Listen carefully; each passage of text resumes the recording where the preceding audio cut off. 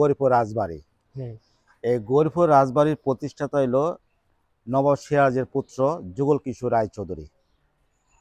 উনি কালের বিবর্তনে সবগুলো এখন ধ্বংসস্তূপে পরিণত হয়েছে, এখন আর অবশিষ্ট ওরকম কিছু নেই, হয়তো আর কয়েক বছরের মধ্যে এটা। আসসালামু আলাইকুম। আমার ইতিহাস ঐতিহ্যের ধারাবাহিক পর্ব ভিডিওতে বাংলাদেশের অঞ্চলভিত্তিক বিভিন্ন জায়গায় আমি ঘুরে থাকি। তো আজকে আমি আসছি ময়মনসিংহের গৌরীপুর। গৌরীপুর একটি প্রাচীন জনপদ। এখানে আপনি অনেক মানে প্রাচীন স্থাপনা, রাজাদের আমলের বিভিন্ন রাজবাড়ি, অনেক কিছু আপনি এই গৌরীপুরে দেখতে পাবেন। তো আজকে আমি চেষ্টা করব আমার চোখে আপনাদেরকে গৌরীপুরের ইতিহাস এবং ঐতিহ্য তুলে ধরার। তো আজকে আমার সাথেই থাকুন, তো পুরো ভিডিওটা দেখুন। আমি সর্বোচ্চ চেষ্টা করব আপনাদেরকে গৌরীপুরের ঐতিহাসিক যে স্থাপনাগুলো দেখানোর এবং ইতিহাসগুলা তুলে ধরার। তো সবাই সাথে থাকুন। তো চলুন আমরা পুরো ভিডিওটা শুরু করি। আমি এখন আছি গৌরীপুর রেলওয়ে জংশন স্টেশন। এই স্টেশনটি নির্মিত হয় 1918 সালে। এই লাইনটি ময়মনসিংহ থেকে ভৈরব বাজার যে রেল লাইন সংযোগ করা হয় সেই লাইনেরই একটি অংশ জংশন স্টেশন। এবং এই গৌরীপুর জংশন হয়ে জারিয়া এবং মোহনগঞ্জগামী ঢাকা থেকে যে ট্রেনগুলো আসে যাতায়াত করে থাকে। এবং এই গৌরীপুর জংশন হয়ে 3টে আন্তনগর ট্রেন, যেটা একটা হলো চট্টগ্রাম থেকে জামালপুরগামী বিজয় এক্সপ্রেস, এবং ঢাকা থেকে মোহনগঞ্জগামী মোহনগঞ্জ এক্সপ্রেস এবং হাওড়া এক্সপ্রেস। এই মোট 3টি আন্তনগর ট্রেন এবং বলাকা কমিউটার ট্রেন, যেটা জারিয়া যাতায়াত করে থাকে ঢাকা থেকে, এবং মহুয়া কমিউটার ট্রেন, যেটা ঢাকা থেকে মোহনগঞ্জ যাতায়াত করে থাকে। তো এই 2টি কমিউটার ট্রেন যাতায়াত করে। এবং ময়মনসিংহ এক্সপ্রেস, যেটা চট্টগ্রাম থেকে আগে যমুনা সেতু পূর্ব পর্যন্ত যাতায়াত করতো, তো এটা এখন হয়তো সম্ভবত ভুয়াপুর পর্যন্ত যাতায়াত করে চট্টগ্রাম থেকে। এই একটা লোকাল ট্রেন এই গৌরীপুর জংশন হয়ে যাতায়াত করে, মানে চলাচল করে। এছাড়া আর জারিয়া থেকে ময়মনসিংহ লোকাল ট্রেন যাতায়াত করে এই গৌরীপুর হয়ে, এবং মোহনগঞ্জ থেকেও একটা লোকাল ট্রেন যাতায়াত করে এই ময়মনসিংহ পর্যন্ত। তো এই হচ্ছে গৌরীপুর রেলওয়ে স্টেশনের ইতিহাস। রেল স্টেশন থেকে বের হয়ে 20 টাকা একটা অটোরিকশা নিলাম। তো এখন আমি চলে যাব গৌরীপুর উপজেলার সামনে। তো গৌরীপুর উপজেলার আশেপাশেই কিছু রাজবাড়ি এবং গৌরীপুর সরকারি কলেজ এবং মহিলা কলেজ আছে, যেগুলা একটা সময় রাজবাড়ি ছিল। তো আশেপাশে অনেক ঐতিহাসিক স্থাপনা আছে, তো সেখানে যাব। তো চলুন আমরা সেখানেই যাই।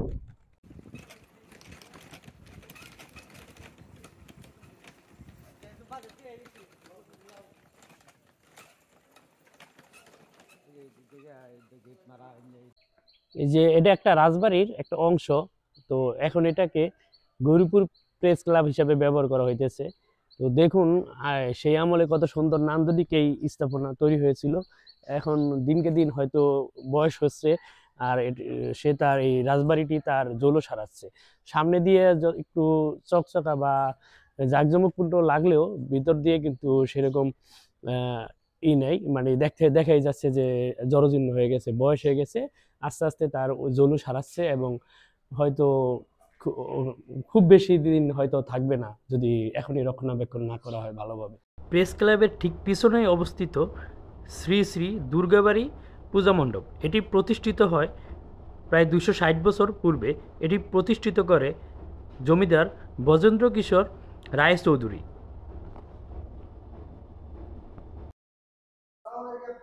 দেখুন সেই সময়ের তৈরি এই মন্দির, প্রায় 260 বছর বয়স এই মন্দিরের। সেই সময়ের কারুকাজগুলা দেখুন, যেগুলা মানে এখন আপনারা অনেক খুঁজলে অনেক জায়গায় দেখা যাবে না। হয়তো চেষ্টা করলে এরকম এত সুন্দর এবং এত নান্দনিক কারুকাজ হয়তো সম্ভব না, যেটা সেই সময়ের মানুষজনের মাথা থেকে আসছে। কিন্তু এখন আমাদের এই আধুনিক যুগের মানুষের পক্ষে হয়তো এত সুন্দর কারুকাজ করা বা এত সুন্দরভাবে উপস্থাপন করা সম্ভব না। দুর্গাবাড়ি মন্দিরের সামনে রাস্তা ধরেই ভিতরে চলে গেছে গৌরীপুর মহিলা কলেজ।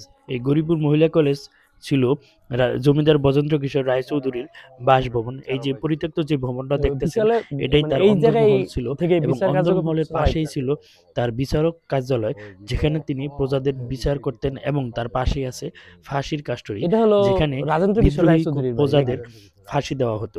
এবং এই আর যে এই ভবনের বজেন্দ্র যে কিশোর সামনে রায় যে ফাঁকা জায়গাটা ওনার দেখলেন এক জায়গায় সেটাতে দুই ভাই পরবর্তীতে মহিলা কলেজের ভবন নির্মাণ করা হয়। ছিল এখন হ্যাঁ। হয়তোবা এলাকাতে নাই। ওই যে আমাদের গৌরীপুর আর রাজেন্দ্র কিশোর উচ্চ বিদ্যালয় যেটা, হ্যাঁ ওই রাজেন্দ্র কিশোর উচ্চ বিদ্যালয় রাজেন্দ্র কিশোরের নামে করা, প্লাস তার মেয়ের নামে করা হইলো অনন্ত সাগর, যেটা পুকুরটা হ্যাঁ বিশাল বড় পুকুর, আমরা সামনে গেলে আগাইলে দেখতে পারবো যে সেটা হইলো।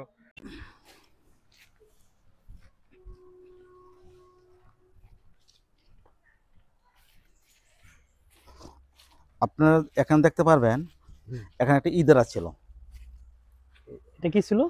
ইদারা উম, আমরা ছোটবেলা শুনেছি এখানে একটা ফাঁসি ঘর ছিল, ওই যে ফাঁসির ঘর, হ্যাঁ ফাঁসির মঞ্চ। হ্যাঁ ফাঁসি মঞ্চ। কারণ ওই সময় হ্যাঁ, বিভিন্ন প্রজাদেরকে সে আটকানো হতো, যার বিদ্রোহী প্রজা। বিদ্রোহী প্রজা। কারণ কি আপনি বলেন আঙ্কেল। এটা ছিল আপনার ভাই ভালো আছেন? হ্যাঁ, এই যে ইউটিউবে আসছে, উনি একটা সাক্ষাৎকার নিতে আছে। আসসালাম, ভালো আছো? হ্যাঁ, এটা গৌরীপুর উপজেলা পরিষদের ভিতরে একটি রানীপুকুর। তো এইটা রানীপুকুর মাঝখানে একটা দ্বীপের মতো তৈরি করা হয়েছে, আর এই দ্বীপে যাওয়ার জন্য এই পোলটা তৈরি করা হয়েছিল। তো একটা জিনিস চিন্তা করুন, এই যে আমি যেখান দিয়ে হেঁটে যাচ্ছি, তো এই জায়গাটা দিয়ে, এই পোলটা দিয়ে কিন্তু একটা সময় রাজা এবং রানীরা এখানে যাতায়াত করত, এবং তারা একটা হয়তো বিকেলের সময় সম্ভবত, আমরা তো মানুষ যারা সাধারণত বিকেলের সময় একটা নিজের একটা সময় অবকাশ যাপনের জন্য বেছে নেই, হয়তো বিকেলে তারা এখানে বসে অবকাশ যাপন করতো বা কোনো ভালো একটু সময় কাটাইতো। তো এই জায়গাটায় দেখা যাচ্ছে, এই যে এই রাস্তা দেখতেছি, এই যে আমরা পুল দেখতেছি, তো এই রাস্তা এবং এই পুল, এই দ্বীপে হয়তো রানীরা, তারা রানী রাজা বা এই যারা জমিদার ছিল, তারা একটা মানে সুন্দর সময় কাটাইতো। তো সেই সময় চিন্তা করুন, হয়তো তখন আরও জাঁকজমকপূর্ণ ছিল। এই যে একটা এখন একটা এই যে নৌকা আছে, তো রাজবংশের একটা নৌকা, হয়তো এটা এখন আধুনিক বানানো আছে, কিন্তু হয়তো ওই সময় যখন ছিল তখন এই জিনিসটা আরও সৌন্দর্য ছিল এবং দেখতে আরও মানে আকর্ষণীয় ছিল। তো এখন দিয়ে হয়তো সময়ের ব্যবধানে জিনিসটা আস্তে আস্তে হয়ে যাইতেছে, তার জৌলুস হারাচ্ছে। তো স্বাভাবিক, এত বছরের পুরনো একটা জিনিস, স্বাভাবিকভাবে এটা এতদিন জুলুস থাকার কথা না। তো আমি হেঁটে যাচ্ছি, তো চিন্তা করুন যে এখান দিয়ে হয়তো জমিদার এবং জমিদারের রানী যারা ছিল তারা হেঁটে যেত। আমি এখন আছি গৌরীপুর উপজেলা পরিষদ। তো এই গৌরীপুর উপজেলা প্রতিষ্ঠিত হয় 1982 সালে, আর 1981 সালে প্রতিষ্ঠিত হয় হলো গৌরীপুর থানা। গৌরীপুর থানাটা আগে একসময় ঈশ্বরগঞ্জ উপজেলার আওতাধীন ছিল। পরবর্তীতে 1981 সালে 9টি ইউনিয়ন নিয়ে এই গৌরীপুর উপজেলা প্রতিষ্ঠিত হয়, এই থানা প্রতিষ্ঠিত হয়, এবং তার এক বছর পরে 1982 সালে গৌরীপুর এই উপজেলা প্রতিষ্ঠিত হয়। তো গৌরীপুরের নামকরণের ইতিহাসে অনেকে বলে থাকে যে এটা নাকি রাজা শ্রীকৃষ্ণ রায় চৌধুরীর কন্যা ছিল, নাকি গৌরী নামে একটা কন্যা ছিল, তার নাম অনুসারে নাকি পরবর্তীতে গৌরীপুর হয়। কিন্তু আসলে মূলত তার কোনো রাজা শ্রীকৃষ্ণ চৌধুরীর কোনো কন্যা সন্তান ছিল না, তার চারটা ছেলে সন্তান ছিল। তো এই গৌরীপুরের নামকরণ ইতিহাসটা আসছে হলো, গৌরীপুরটার নাম আসছে হলো হিন্দু একটা দেবী ছিল গৌরদেবী। তো তার নাম অনুসারেই পরবর্তীতে যখন এই গৌরীপুর এই অঞ্চলটা নামকরণ হয়, তখন রাজা বজেন্দ্র কিশোর রায়চৌধুরী এই অঞ্চলটার নাম রাখে গৌরীপুর। ওই গৌরী দেবীর নাম অনুসারে পরবর্তীতে এটার নাম হয় গৌরীপুর। গৌরীপুর উপজেলা থেকে এখন আমার গন্তব্য গৌরীপুর সরকারি কলেজ, যেটা বজেন্দ্র কিশোরের আরেকটি বাসভবন ছিল। এটা ছিল রাজা বজেন্দ্র কিশোর রায়চৌধুরীর বাড়ি, মানে জমিদারি অংশ বা জমিদারির বাসভবন। তো পরবর্তীতে এটা কলেজ করা হয়। এখন এটা বর্তমানে গৌরীপুর সরকারি কলেজ হিসাবে আছে। তো এটা এখন বর্তমানে গৌরীপুর সরকারি কলেজ। তো এই গৌরীপুরে আপনার ঐতিহাসিক স্থাপনার অভাব নেই। এখানে প্রায় 12 জন জমিদার ছিল। তো প্রত্যেকটা জমিদারেরই বিভিন্ন রাজপ্রাসাদ, জমিদারি ভবন সবই আছে। তো এই ভবনগুলো কিছু এখন অনেক ভবন নষ্ট হয়ে গেছে বা ধ্বংস হয়ে গেছে, আবার কিছু ভবন আছে সংরক্ষণ করা হয়েছে, বিভিন্ন সরকারি দপ্তর, কলেজ এবং স্কুল হিসেবে রাখা হয়েছে। গৌরীপুর কলেজ নামে প্রতিষ্ঠিত হয় এটা 1964 সালে। তো পরবর্তীতে এটা সরকারি কলেজ হিসাবে আত্মপ্রকাশ করে বা বর্তমানে সরকারি কলেজ হিসাবেই পরিচালনা করা হচ্ছে। দেখুন সেই সময়ের মানে কারুকাজ এবং সেই সময়ের স্থাপনা, সেই সময়ে নিখুঁত যে ডিজাইন ছিল, কাজ করা ছিল, এখনও ঠায়ভাবে দাঁড়িয়ে আছে। এখন সেই আগের মতো সেই জলুস নাই। এখন আমরা এই যে এই রাস্তা দিয়ে হাইটা যেতেছি, হয়তো এই রাস্তাটা দিয়ে একটা সময় জমিদার এবং জমিদারের স্ত্রীরা, রানীরা, এরা একটা সময় এখানে হেঁটে গেছে, তাদের সন্তানরা এই যে খোলা জায়গায় মাঠে হয়তো খেলাধুলা করছে। তো এখন আস্তে আস্তে তাদের যৌবন হারাচ্ছে, এখন কলেজ হিসাবে আছে, হয়তো সরকারি একটা দপ্তর বা সরকারি একটা প্রতিষ্ঠান আছে বিদায় হয়তো কিছুটা যত্নে আছে। কিন্তু আমার মনে হয় না এটা যদি হয়তো আরেকটু ভালোভাবে সংরক্ষণ না করা হয় তাহলে হয়তো অচিরেই এটা ধ্বংস হয়ে যেতে পারে। তো এই দেখুন, এই যে আগের সেই সময়ের যে পিলার, সেই সময়ের স্থাপনা এখনও সেই সুন্দরভাবে দাঁড়িয়ে আছে। আর এই যে এই রাস্তা, ওই পাশে কলেজের আরেকটা ভবন, নতুন ভবন নির্মাণ করা হয় পরবর্তীতে। আর এই যে এটা একটা মন্দির না, এটা একটা মন্দির ভাই, এটা তো মনে মন্দির মন্দির, হ্যাঁ, শ্রী শ্রী রামকৃষ্ণ মন্দির। তো এই জমিদার যেহেতু তারা হিন্দু ছিল, তো তাদের এই উপাসনালয় এই একটা মন্দির ছিল। এই যে এই বড় ভাই আমাকে সবকিছু ঘুরায় ঘুরায় দেখাইতেছে। ভাই আপনার পরিচয়টা একটু বলেন। আমার নাম মোহাম্মদ আনিসুর রহমান। আনিসুর রহমান। আপনার বাড়িতে এই গরিপুরে না? হ্যাঁ, আমার স্থানীয়। মানে আপনি এই কলেজের স্টুডেন্ট? হ্যাঁ, আমি কলেজের স্টুডেন্ট। ঠিক আছে ভাই, আপনাকে অনেক ধন্যবাদ ভাই, আপনি আমাকে সময় দিতেছেন। ঠিক, গৌরীপুরের শিক্ষার হার হলো 57% কিছু বেশি। তো গৌরীপুরে যে আমি এখন গৌরীপুর যে পৌর শহরে আছি, গৌরীপুর পৌর শহরে আছে 5টার অধিক সরকারি কলেজ, 10-এর অধিক প্রাথমিক এবং উচ্চ বিদ্যালয়, এবং 4টি মাদ্রাসা এবং 1টি কওমি মাদ্রাসা আছে এই গৌরীপুর পৌর শহরে। এবং গৌরীপুর উপজেলাতে অগণিত স্কুল কলেজ আছে। তো গৌরীপুরের সবচেয়ে পুরাতন যে শিক্ষা প্রতিষ্ঠান সেটা হলো 1880 সালে, সম্ভবত না, 1880 সালে নির্মিত হয় রামগোপালপুরে যে স্কুল কলেজ আছে, নাকি কলেজ না স্কুল, ওইটা রামগোপালপুর উচ্চ বিদ্যালয় সম্ভবত এর নামে আছে। তো ওইটা হচ্ছে এই গৌরীপুরের সবচেয়ে পুরাতন শিক্ষা প্রতিষ্ঠান আর কি, 1880 সালের দিকে প্রতিষ্ঠিত হয়। আর এটা হচ্ছে গৌরীপুর সরকারি কলেজ, যেটা প্রতিষ্ঠিত হয় 1964 সালে। আর গৌরীপুর পৌর শহরের সবচেয়ে পুরাতন যে শিক্ষা প্রতিষ্ঠান সেটা হলো রাজেন্দ্র কিশোর রায়চৌধুরীর উচ্চ বিদ্যালয়, যেটা আমরা ওই রাজেন্দ্র কিশোর জমিদার যেটা প্রেস ক্লাবের থেকে ভিতরে দেখাইলাম যে একটা পুকুর আছে, তো ওটা হচ্ছে উচ্চ বিদ্যালয়। তো এই মানে দুইটা জমিদারের দুইটা বাড়িকে এই শিক্ষা প্রতিষ্ঠান হিসেবে সরকার মানে প্রতিষ্ঠিত করে পরবর্তীতে। আর রাজেন্দ্র কিশোরের যে স্কুলটা উচ্চ বিদ্যালয়, সেটা রাজেন্দ্র কিশোরের স্ত্রী যেটা বিশেষ দেবী যে ছিলেন, উনি তার স্বামীর নামেই ওই স্কুলটা প্রতিষ্ঠিত করে যায় উনি জীবিত থাকতে। এটা হচ্ছে গৌরীপুর সরকারি কলেজ ছাত্র হস্টেল, আর এটা হচ্ছে ছাত্র হস্টেলের খেলার মাঠটা অনেক সুন্দর আছে।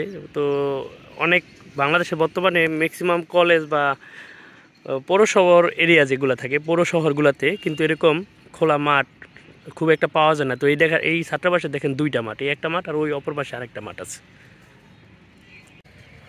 গৌরীপুর সরকারি কলেজ ছাত্রাবাস থেকে পা হেঁটে আরেকটু সামনে আমরা চলে যাব এখন গৌরীপুর পুরাতন যে কারাগার, সেই পুরাতন কারাগারের উদ্দেশ্যে।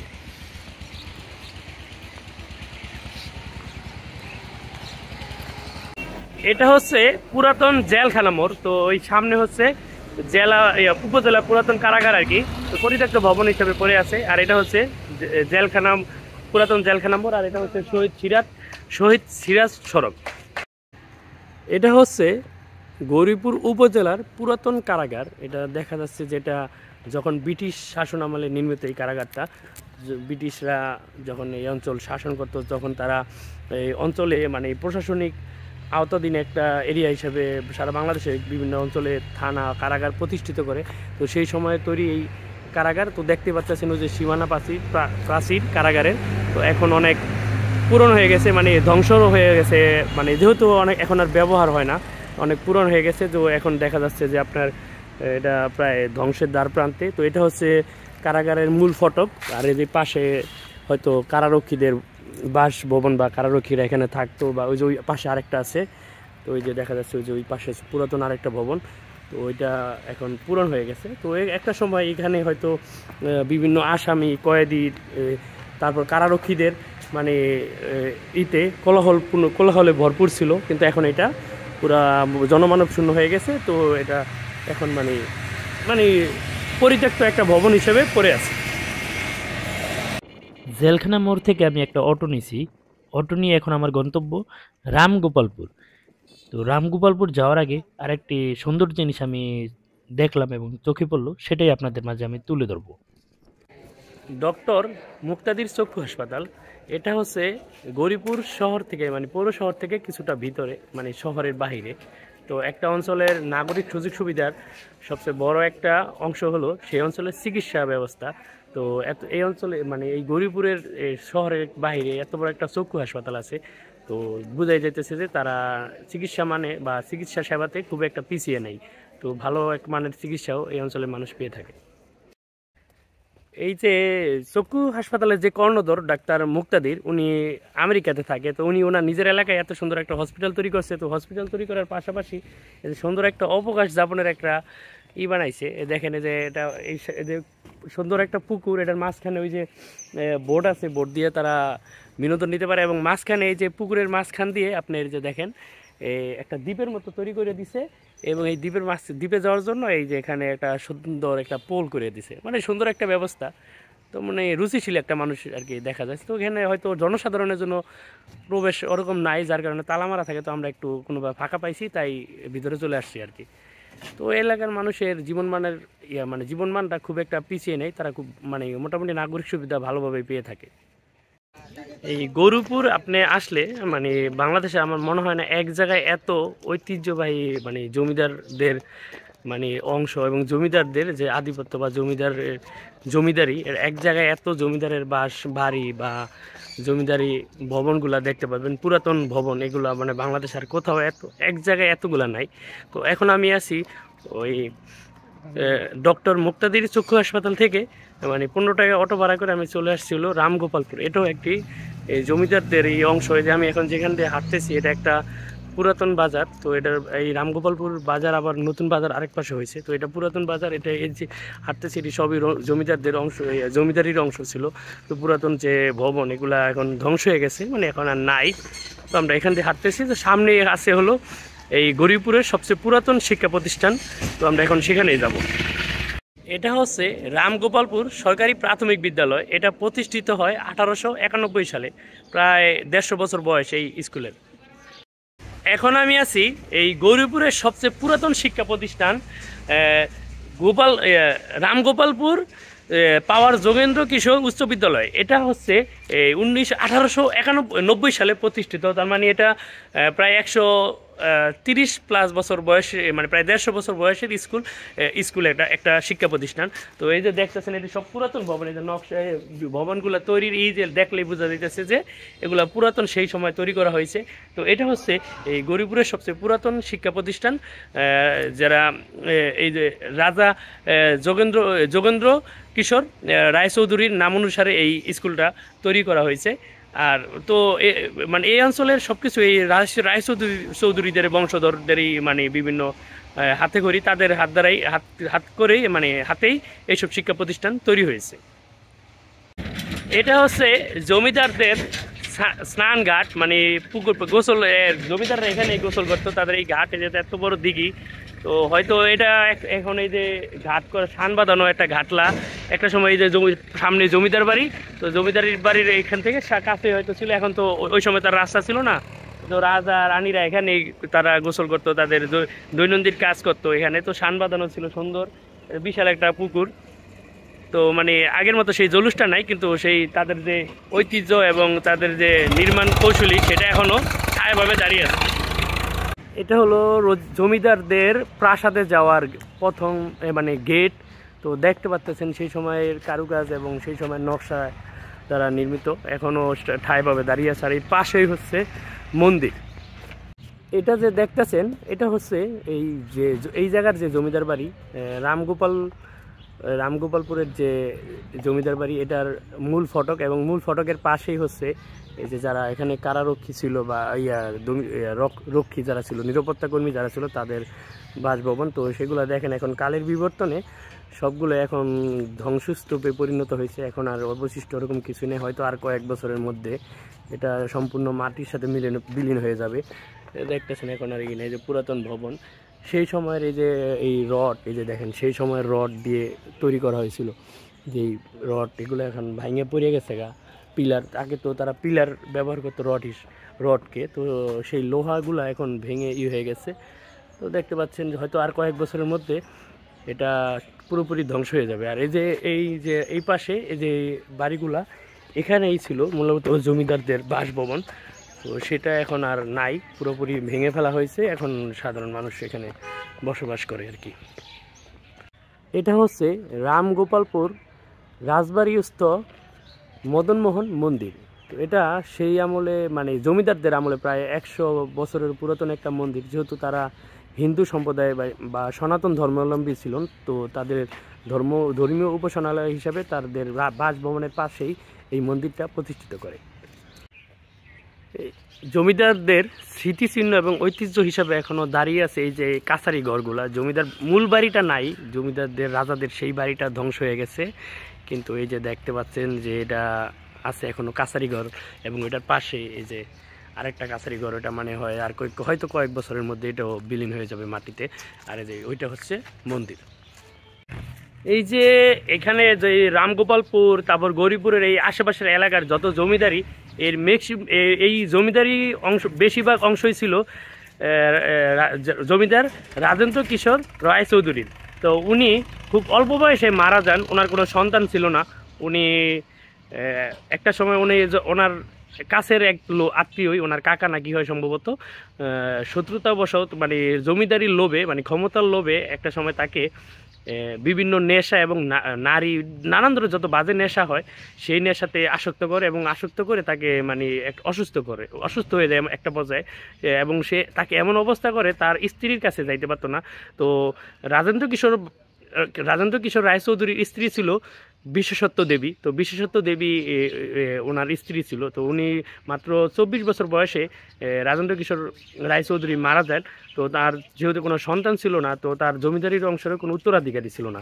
তো সেই সময় উনি মারা যাওয়ার পরে তার স্ত্রী এই নবাব বা এই জমিদারির দায়িত্ব পান। তো পরবর্তীতে তিনি এই জমিদারি উত্তরাধিকারীর জন্য একটা দত্তক সন্তান খুঁজতে থাকেন। তো উনি পরে বগুড়ার আরেক জমিদারের কাছ থেকে রাজা এই যে যোগেন্দ্র কিশোর বাগুচিকে দত্তক নেন। এবং যখন তার বয়স জমিদার, সেই সময় তো 18 বছর এরকম ছিল না, 14-15 বছর বয়স হলেই তারা জমিদারি ভার সামলানোর মতো ক্ষমতা রাখতো। তো যখন ওই বয়সটা পর্যন্ত তিনি এই রাজেন্দ্র কিশোর রায়চৌধুরীর স্ত্রী বিশেষত্ব দেবী ওনাকে লালন পালন করেন। এবং যখন সে জমিদারি ভার সামলানোর মতো বয়স হয়, তখন তাকে জমিদারি ভার বুঝিয়ে দেয়। এবং কিছু জমিদারি, সে একমাত্র এই অঞ্চলের 2টা নারী জমিদার ছিল, তার মধ্যে একজন হলো বিশেষত্ব দেবী। এবং যখন সে শেষ বয়সে সম্পূর্ণ কিছু জমিদারি তার সন্তানকে দত্তক নেওয়া পুত্র যোগেন্দ্র কিশোর রায়চৌধুরীকে দেওয়ার পরে কিছু সম্পত্তি নিজের জমিদারিতে রাখেন। পরবর্তীতে সে শেষ বয়সে সেটাও তার সন্তানকে দিয়ে দেন। এটা হচ্ছে রামগোপালপুর নতুন বাজার, আর এটা হচ্ছে ময়মনসিংহ কিশোরগঞ্জ হাইওয়ে। ময়মনসিংহ এবং কিশোরগঞ্জ হাইওয়ে রাস্তার পাশে আছে গাংসিল ক্যাফে এবং রেস্টুরেন্ট। তো প্রত্যেকটা এলাকায় ঐতিহ্য স্থাপনার পাশাপাশি কিছু বিনোদন কেন্দ্রগুলো থাকে। তো এখানে এই যে সুন্দর এই রেস্টুরেন্টটা করা হয়েছে, তো দেখলেই বুঝতে পারতেছেন যে আসলে কত সুন্দর এবং নান্দনিক করে সাজানো হয়েছে। এটা পুরো যে আপনি যখন এখানটা বর্ষাকাল থাকে তখন এগুলো চারপাশ পানিতে টইটুম্বুর থাকে। আর এখন যেহেতু ফসলের মৌসুম, চারপাশে দেখেন সবুজ। তো সবুজের মাঝখানে বসে আপনি মনে করেন যে খাবার খেতে পারবেন, এবং সুন্দর একটি বিকাল মানে উপভোগ করার মতো সুন্দর একটা জায়গা।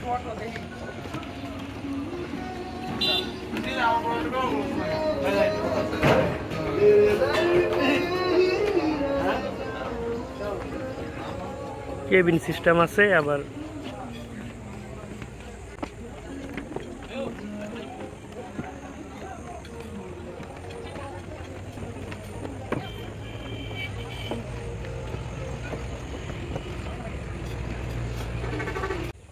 এটা হচ্ছে গাংসিল ক্যাফেটেরিয়া এবং রেস্টুরেন্টের একদম শেষ প্রান্ত, মানে একদম ক্ষেতের মাঝখানে।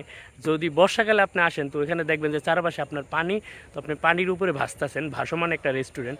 আর এখন যেহেতু ফসলের মৌসুম, ধানের মৌসুম, তো এখন দেখতেছেন যে চারপাশে সবুজ এবং সবুজ গালিচার মাঝখানে আপনি এসে আসছেন এবং এখানে এসে আপনি খাবার আরোহণ করতেছেন বা খাবার গ্রহণ করতেছেন। গ্রামের এই মাটির রাস্তা ধরে এখন আমার গন্তব্য গৌরীপুরের সবচেয়ে বড় মাদ্রাসা।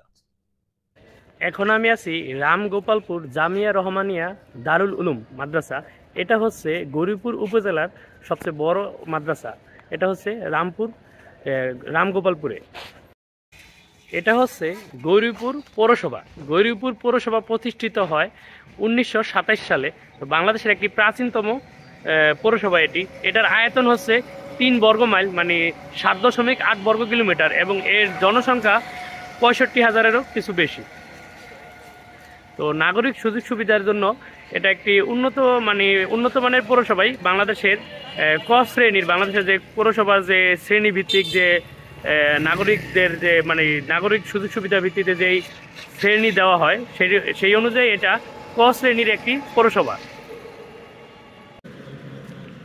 পুরাতন একটি কাঠের ভবন, দেখতে অসাধারণ নান্দনিক একটা ভবন। এটা গৌরীপুর পৌরসভা অফিসের পাশেই। গৌরীপুর মা ও শিশু কল্যাণ কেন্দ্র 10 শয্যা বিশিষ্ট একটি শিশু হসপিটাল। আমি এখন আছি রাজেন্দ্র কিশোর হাই স্কুল। এটা হচ্ছে গৌরীপুর শহরের সবচেয়ে পুরাতন বিদ্যাপীঠ বা স্কুল। এটা প্রতিষ্ঠিত হয় 1911 সালে। এটা জমিদার রাজেন্দ্র কিশোর রায়চৌধুরীর নাম অনুসারে তার যে দত্তক পুত্র যোগেন্দ্র কিশোর রায়চৌধুরী সে প্রতিষ্ঠা করে, এবং সে চাইছিল এটা যে রাজেন্দ্র কিশোর রায়চৌধুরীর স্ত্রী বিশেষত্ব দেবীর নামে, কিন্তু সে বলে যে না, আমার নামে না, আমার স্বামীর নামে হবে। তো পরবর্তীতে এটা রাজেন্দ্র কিশোর উচ্চ বিদ্যালয় নামে প্রতিষ্ঠিত হয়, এবং এটাকে সংক্ষেপে বলা হয় আর কে হাই স্কুল। তো এটার পাশে এটা হচ্ছে নতুন ভবন। তো ওই পাশে পুরাতন ভবন আছে। তো পুরাতন ভবনে যেটা জমিদাররা প্রতিষ্ঠিত করছে, সেই ভবনে এখন আর্মিরা ক্যাম্প করছে, যার কারণে ভিতরে যাইতে দেয় না, তাই ওখান থেকে ফুটেজটা নিতে পারলাম না। এটা হলো গৌরীপুর মধ্যবাজার, আর এটাই হচ্ছে গৌরীপুরের সবচেয়ে জমজমাট এরিয়া। এখানে সব রকমের শপিং মল এবং বাজারঘাট সবকিছু এই জায়গায়, এবং এই জায়গাটা সবসময় জমজমাট থাকে সকাল থেকে রাত্র পর্যন্ত। তো গৌরীপুরের সবচেয়ে জমজমাট এরিয়া হচ্ছে এটা শপিং করার জন্য, এবং নিত্য নতুন যা প্রয়োজনীয় জিনিসপত্র কেনার জন্য সবচেয়ে ব্যস্ত জায়গা হচ্ছে এটা। তো গৌরীপুর শহরের ব্যস্ততম জায়গাটা হচ্ছে গৌরীপুর মধ্যবাজার। গৌরীপুরের সবকিছু চোখে পড়ার মতো মনে হলো গৌরীপুরের উপজেলা যে স্বাস্থ্য কমপ্লেক্স, 50 শয্যা বিশিষ্ট একটি স্বাস্থ্য কমপ্লেক্স, পূর্ণাঙ্গ হাসপাতাল। গৌরীপুরের এই হাসপাতালটি আমার কাছে একটু এলোমেলোই মনে হলো। জানি না স্থানীয় মানুষ এখানে কীরকম চিকিৎসা সেবা পায়, কিন্তু রুগীদের যে ওয়ার্ডগুলা সেগুলো আমার কাছে খুব একটা সুবিধাজনক মনে হয়নি। আমার এই গৌরীপুর যাত্রাটা শুরু করছিলাম এই গৌরীপুর রেলওয়ে জংশন স্টেশন থেকে। তো গৌরীপুরের যাতায়াতে সবচেয়ে বেশিরভাগ ব্যবহার করে মানুষ ট্রেনেই, আর পাশাপাশি গৌরীপুর বাস স্ট্যান্ড আছে। বাস স্ট্যান্ড থেকে ঢাকা এবং ময়মনসিংহ বাস চলাচল করে, এবং এখান থেকে চট্টগ্রাম এবং সিলেট সেখানেও বাসে যাতায়াত করা যায়। তো গৌরীপুর একটি উন্নত এবং ক শ্রেণীর পৌরসভা, কিন্তু এটা সব কিছুই মোটামুটি ভালো লাগছে, কিন্তু গৌরীপুরের চিকিৎসা সেবাটা একটু মনে হয় পিছিয়ে আছে। এছাড়া সব কিছু অন্যান্য অনেক জায়গা থেকে ভালো আছে। তো আমার এই গৌরীপুরের ইতিহাস এবং ঐতিহ্য নিয়ে ভিডিও করার চেষ্টা করছি, এবং বর্তমান এবং অতীতের কী আছে সেটা নিয়ে তুলে ধরার চেষ্টা করছি। তো জানি না কতটুকু তুলে ধরতে পারছি, তো চেষ্টা করছি পুরোটাই তুলে ধরার। হয়তো অনেক কিছু হয় না, যেহেতু সময় স্বল্প, একদিনের ঈদে তো এত কিছু করা যায় না। তো নেক্সট টাইম অন্য কোনো জায়গায় আবার দেখা হবে। তো ভুলভ্রান্তি সবাই ক্ষমা করবেন, পাশে থাকবেন। আর নেক্সট টাইম অন্য কোনো বাংলাদেশের অন্য কোনো আরেকটা উপজেলা বা প্রাচীন জনপদে যাওয়ার চেষ্টা করবো। তো সবাই ভালো থাকবেন। আল্লাহ হাফেজ।